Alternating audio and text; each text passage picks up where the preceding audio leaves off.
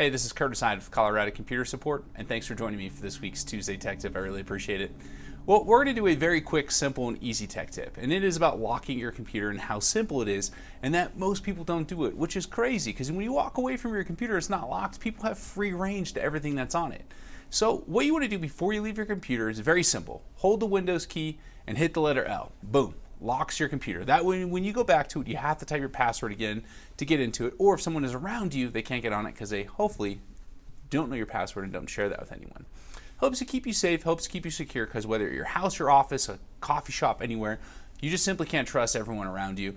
It's just, you can't take that risk just with how important the critical information is that's on your computer. If you'd like to know more shortcuts, there's hundreds of other options. Go ahead and click the link inside of the email. Go and check out some other shortcuts to see if there's anything that can do to help make your life a little bit more simple when you're at work. But remember, Windows L, always lock that computer when you walk away from it. If you do have any other questions here at Colorado Computer Support for anything IT related for your business, feel free to give us a phone call. We're experts at what we do, and you can always reach us at 719-439-0599. Thank you so much. I'll see you next week.